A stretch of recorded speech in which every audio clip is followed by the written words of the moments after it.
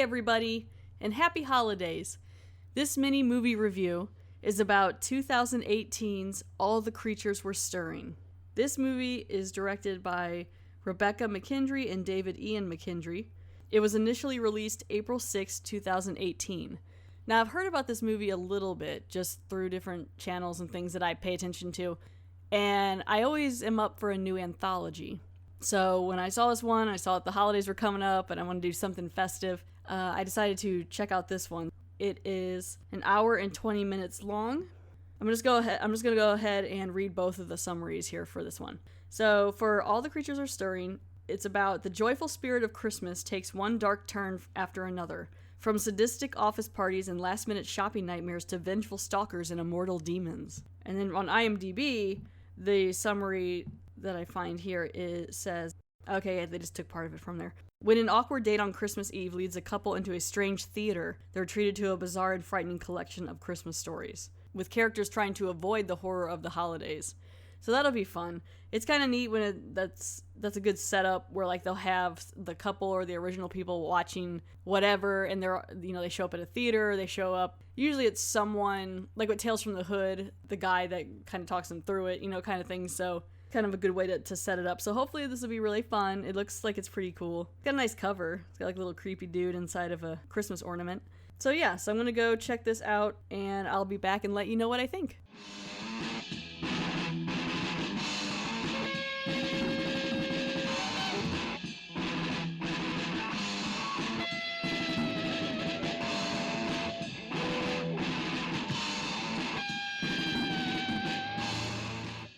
And I'm back. I watched 2018's All the Creatures Were Stirring. Let's talk about it. You guys, this is a pretty unique anthology. At least I thought so. The way it was set up was different, and it kept me interested. The main theme for this anthology itself, for me at least, I find everything focuses on Christmas Eve. So it's basically like, don't spend it alone, oh my god, how dare you, or it's so sad that you're alone on Christmas Eve, we can't handle it, kind of thing. So, it starts out, there's a man and a woman, they meet outside of a theater. They both are alone on Christmas Eve, so I guess they're like friends, and they were like, hey, let's go see this show or whatever. I think it's supposed to be a movie theater, but it's also just like a regular theater. I mean, maybe it's not supposed to be a movie theater, but it's a theater. So like, they get there and all the little vignettes are getting acted out by people on stage before it goes into the actual movie part of the vignette, which is kind of different. I thought it was unique, I thought it was cool. I also kind of wanted to see what some of these stories were going to look like if they were acted out completely by people. That would have been kind of interesting, because it kind of, every time each little story ends, they show like the people still acting it out on stage. So this couple gets together. The one guy's kind of hoping, I think it's a date, but it's more just like friends. And they go into the theater, and he has already reserved tickets ahead of time just in case, that it was going to be full. And this blonde lady who is like the ticket taker, she does everything. Pretty much. She's also like the usher and things. She shows up, and you could tell she doesn't want to be there. So she's just like, whatever. So she gives them their stuff. She doesn't even talk. She just acts like she's so over being here at this movie theater, right? So he goes to answer a phone call. He has to take it. Every time he gets a phone call, he's like, oh my gosh, I have to take this. I'll be right back. So she's standing there waiting for him to go into the theater. And there's this creepy older dude sitting there reading a book. I think it was like Patterson's, some sort of book about birds or something. And he just keeps creeping on her and looking at her real creepy. And you're like, what is this guy's deal? So he comes back out from taking the phone call. They go into the theater, and it's really small. It only holds maybe like 20, 30 people. The ticket taker is also the usher. And she's just funny because you can tell she just doesn't care. The way she guides them to their seat is really kind of funny. So it's just a black stage with an easel and then like little boards that are going to say the name of each little story. This lady comes out, who's also like another usher, and her hair is all crazy. And she comes out and barely makes like a face, and she pulls the first one. And so it starts out with the first story, and this one is called The Stockings Were Hung. This one is about an office Christmas party. Basically, no one really wants to go to this Christmas party. It's Christmas Eve. Everyone wants to go home. The boss is busy on the phone, so busy that he tells the janitor, like, just clean up, make sure it's clean this time, just is being disrespectful, and everyone who works there is trying to get out of there on time. The one guy is funny. He forgot there's like a secret Santa thing or whatever, and he was like, oh man, I forgot. So he runs over to his desk, and he's like looking at a stapler, and he grabs like a paperweight or something, and some other things, and he just takes like printer paper and wraps it up with tape, and is like, ta-da. And they show it a couple times, so it's kind of like a Chekhov's present kind of thing. It's going to come back later. So they all go into this break room or whatever to have the party. And there's like, I think there's like 8 people or something in there. They get in there, and the boss gets in there, and he's like, thank you guys all for this, you know, for what you did this year. It's been great, whatever. And then just as he's gonna, like, give people individual attention for whatever awards or recognitions they did, he gets another phone call. So then he's like, I gotta take this. So he steps out of the room. So they decide to start the game. So it's basically the thing of you open a present, and then the next person can choose to open a present or steal what you have. So the one girl opens a gift, and she gets a bottle of balsamic vinegar or something like that, and it was made by one of the, I think the HR lady, and she's like, oh my god, thank you, and the lady's like, I make it myself, you know, and stuff. And so then the next one, the guy who brought the gift that forgot all about it, he gets in there, and he's like, okay, I'll open a gift, and so he grabs this box, and he starts to open it, and immediately a gunshot goes off into his head. His brain's all over the back of the wall, totally kicking off this story, and totally drawing me in. Because I was immediately like, oh, okay, this is where we're gonna go with this. All right, this is fun. This is different. I haven't seen like anything like this before. That totally kicks the party into gear. Everyone freaks out. The guy is dead. They're like, oh my gosh, what happened? What are with these gifts? What's going on? They try to leave the office. They can't. They're stuck in there. They look out there, and I think they see their boss has been killed or whatever. So then they get this phone call. I don't know, like the video call things or whatever, but it's not a video. It's just like, you know, like the 3-way calls or whatever. And there's this guy's voice, and this guy's kind of hamming it up a little bit, but it gets kind of creepy. And he's just like, ha ha ha, you know, Merry Christmas, whatever. I'm gonna let this gas into the room. You guys have 10 minutes to open these gifts. There's some special gifts in here for you. If you don't open them, I'm gonna set all the gas going and kill you all. But unless you play my game, you don't have a chance of getting out of here. And they're like, okay. And, you know, like, they can't get a signal on the phone. They can't get out, so they gotta play the game. So they start playing the game. They find a gun and a bullet. There's some pictures of one of the women in the office kind of having an affair with another one. And everyone just starts getting angry at each other. One guy particularly keeps going off. He's just mad about everything. He finds out he could have got fired, and he's really losing it. They're losing it really quick, which is a little, I feel like it wouldn't happen, but I'm not sure. I mean, I've never been in a situation like that, and hopefully I won't ever have to be. So by the end, a few people have died from like gas. They look outside. The one guy who got out of there early to avoid the party, he was caught and died too from gas. Guess that, I don't know, it just makes you like spit pink stuff out of your mouth, and it's like green and stuff. So it gets down to a couple people who they're all fighting, and the one guy slits his throat, which is real crazy. And then they unwrap the paperweight. The one chick's trying to beat the other guy. Everyone's fighting. I really like this story, but it did end a little abruptly for me, which I was kind of like expecting a little more. So all of a sudden you see the janitor out there with his mop thing, and he's wearing a gas mask, and another woman in the office has a gas mask too. She found it among the presents. I guess she kept opening them while they were fighting. Unless she was part of it. That's what I'm not sure. So the gas goes all off because the 10 minutes run out or something like that. So he's got the mask on, and then the woman in the office does. And then at the end, it just shows her walking out, taking off the mask. She's been crying, and then she just walks down the street. So it was a little bit abrupt for me. I did really like it, but it was also like, is she part of it? Is she not? Is she just not going to say anything? Apparently, you know, it was a disgruntled janitor, which you kind of don't think about it at first. It's just a throwaway comment in the beginning of how the boss kind of dismisses him, and I guess he just didn't like that. That's the end of the first story. So then again, the usher lady comes out, one of the usher ladies, and she pulls the next card. This next story is called Dash Away All. And this one is a little different. This one has to do more with like shopping and things like that. And so there's a guy, and he's leaving the store, and it's Christmas Eve, and he's like, can't believe I'm out here running all these errands. The store just closed. He's all alone in the parking lot. His wife's like, please get home. Your mother is driving me crazy. You know, things like that. And he's like, I'm coming. So he gets to the car. He locks his keys in his car with his phone. So he's like, great, perfect. It's cold outside. He wants to get home. In the parking lot, there's one other car. It's like a van, right? And so instead of just grabbing a rock or something, like there's houses nearby. Like I would have been looking for a rock to just break the window. He goes over to this mysterious van and starts knocking on it. Like, hey, anybody in there? I need to use your phone. So these two young women come out. They're like in their 20s or so. And they're like, hey, yeah, you can use our phone or whatever. They're a little suspicious, a little cautious, you know, but nothing really crazy. They're like, you can come in the van if you want to warm up. And he's like, nah, it's all right. And they kind of talk a little bit. And he mentions how it's almost his birthday. And then like the whole Christmas thing's coming up because he was born on Christmas. So it's birthday as well as the holidays. He just wants to get home. It's going to be like 30 to 45 minutes or something for roadside assistance to show up. So I don't know how far he is from home, but apparently not enough to where his wife could come get him. So the van goes to leave, but then they decide to turn around and come back. I think they come back to give him like something to wear so he could stay warm or something. They're like, we couldn't leave you here, we'll wait with you or whatever. And he notices that there's door of the van on the side is open a little, and he thinks he hears something or sees something.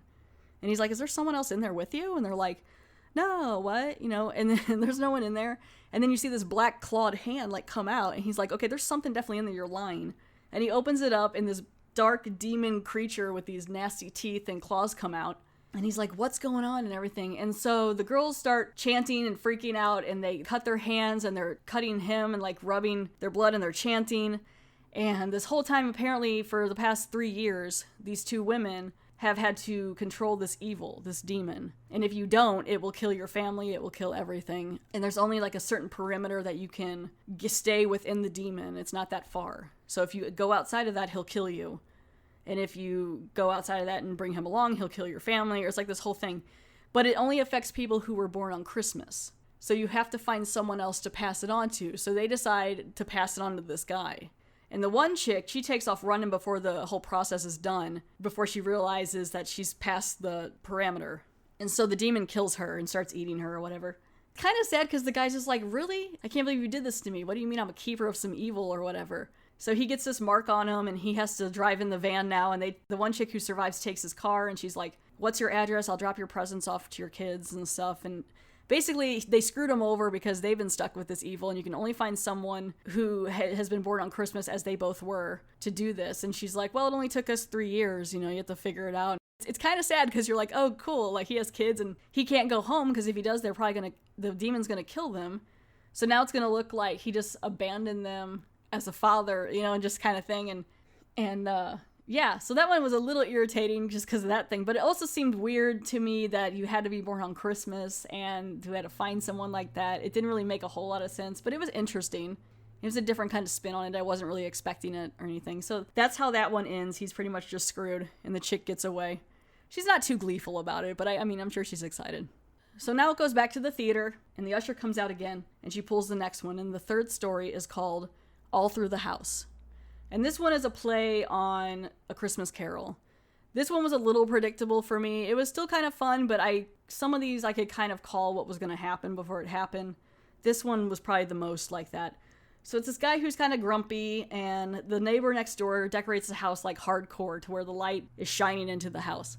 And it starts out him drawing a mustache and stuff on a Santa lamp in his neighbor's yard, and his neighbor comes over to ask for money for something for his kids, and the guy's like, he's just real sarcastic, and he holds the door open, and he's like, oh my god, it's shutting, oh my god, and just like closes it on him.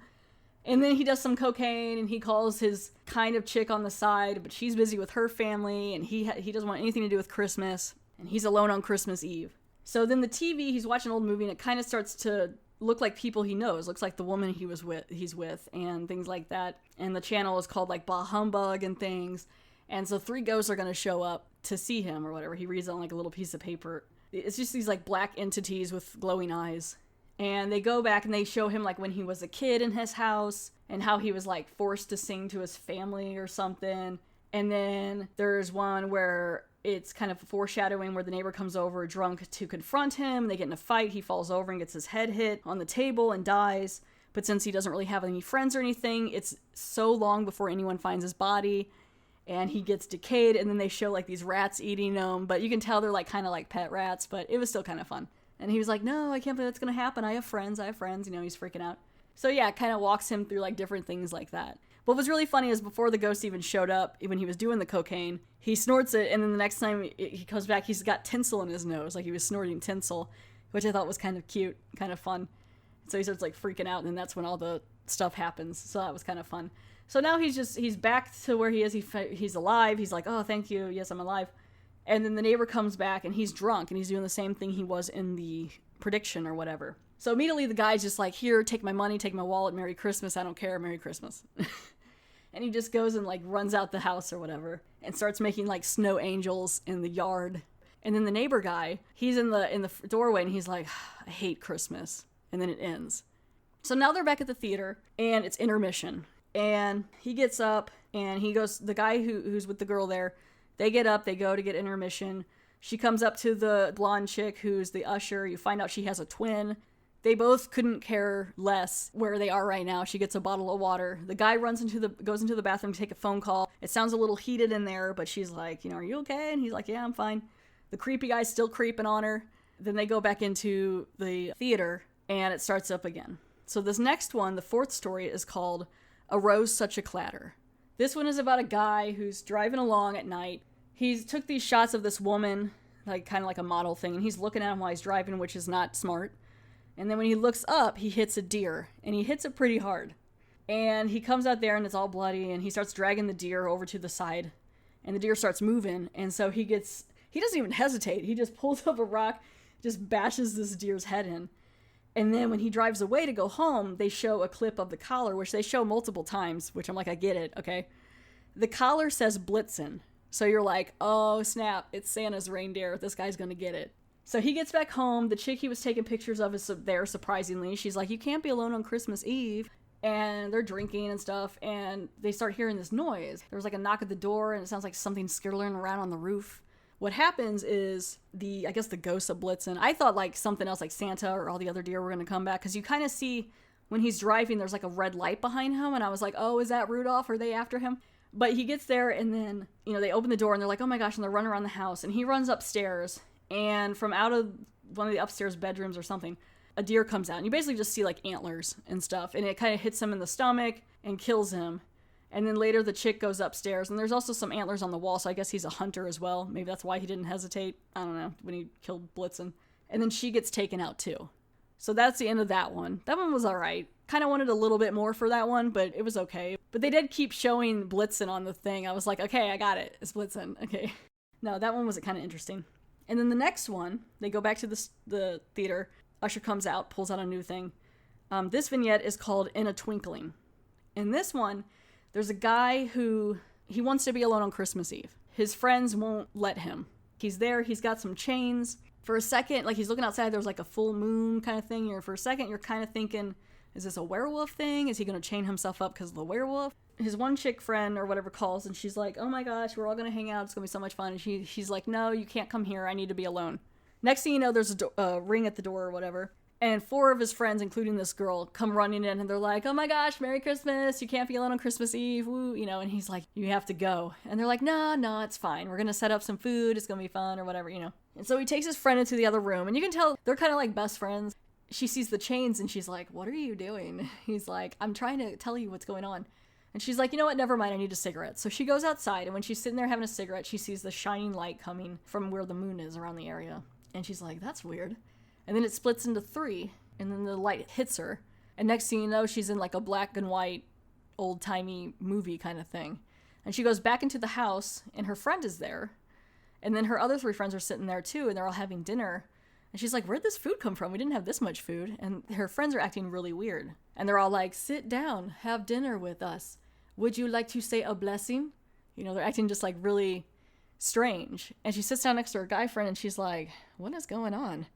And he's like, I tried to warn you. And so basically what this one is aliens. These aliens show up to have Christmas with him for some reason. They've been doing this for a decade. It's been 10 years. They come back every Christmas Eve to spend time with this guy. He's used to it by now. I'm not sure what the chains were, maybe to keep them out of the house or something, but they're pretty low key as far as aliens go. Like, they don't seem too bad. They don't like you to ask a whole lot of questions. They get irritated with that, but she's like, what is going on? And they're sitting there having dinner, and he goes back into the back, the guy does, comes back out and shoots them, all 3 of them. And she's like, what did you just do? And then they just pop back up, and then she starts figuring out what's going on. So she keeps trying to leave, but then she keeps coming back through like the cabinet or the side room. Like, there's no way to get out of this. And he's like, you just got to go with it. You just got to spend time with them. He's like, trust me, I've tried everything. And then she's like, why are you doing this? And they get all mad and like all scary faced. And he's like, they don't like when you do that, so don't. So they give her like a sweater as a gift, and she's just going along with it. By now she's just like, even this fucking gift. Okay. She gets a sweater. She looks back, and all 3 of them are wearing the same sweater. They're like, do you like it? Do you like the gift? Do you want eggnog? Like, it's kind of funny. At one point, he gets a snow globe, and it's so cute. It's a little alien snow globe of like little grays or whatever in it, and little snow. And I'm like, so cute. And so then she gets another gift, and it's this doll she always wanted. And you find out that his friend never really celebrated Christmas much. Her parents were assholes or something. I don't know.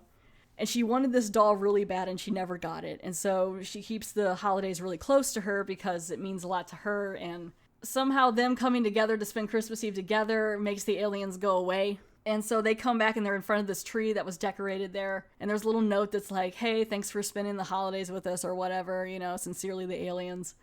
And so now they're together. I don't think like as a couple, but it's just like they have each other and they were spending Christmas together. And that's pretty much it. That was the end of that one. That one was pretty cute. I liked how weird the aliens were. There really wasn't a reason for it, but it was kind of fun. And if you thought about like the different years that he's been going through this by himself, trying to figure out what this deal is, and now he's just kind of like, yep, this is what happens every year. So I don't know if it would happen the next year now. It seems like they seem satisfied, but they just had a lot of questions about Christmas. So that was the end of that one. And now we move on to the last one. This one's called And to All a Good Night. And this one starts out where they're sitting there and the people are acting it out on the stage. It's a mimic of the man and the woman in the theater. And the guy, the real guy, he's been looking kind of ill this whole time. After every little section, he looks more and more ill. And now he looks really bad. And she's like, are you okay? And he's like, I have to go. And he like goes to leave. Now there's even less people in the theater. I think the only guy there now is the creepy guy.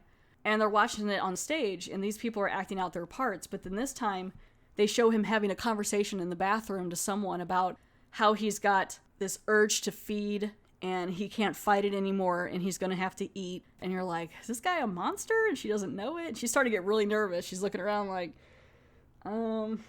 should I go? You know, what's going to happen? So then the guy comes back, and she's like, are you okay? And he's like, yeah, I'm just starving. You know, whenever I'm hungry. And then she's like, what? And then for like a split second, he looks like a monster. And she's like, whoa. And he's like, are you okay? And then it ends. And then the guy's laughing. He's sitting there in the seat. The crazy guy is just laughing. And then that's it. It goes to credits. And I found it a bit unsatisfying. I wanted to know more. Like, I mean, I guess the guy's a monster. Fine. I'm not sure what the creepy guy's thing was. For the most part, I really did like this anthology. I thought it was really fun and unique. If I had to pick a weakest one, I think the deer one, Arose Such a Clatter, was probably the one I didn't care for the most. And then the strongest one, I really did like In a Twinkling. I thought the alien one was really well done. I also did like the Office one. Even if it did end abruptly, I thought it was a pretty cool twist and fun thing to have on there. But this whole anthology really wasn't all that gory or super creepy, but it definitely was interesting and entertaining, and I had a good time with it. So I would definitely recommend 2018's All the Creatures Were Stirring. If I had to rate it, which I'm going to rate it with alien snow globes because they were super cute and I want one, I would give it 6.5 alien snow globes out of 10. Thank you so much for listening, and have a good one.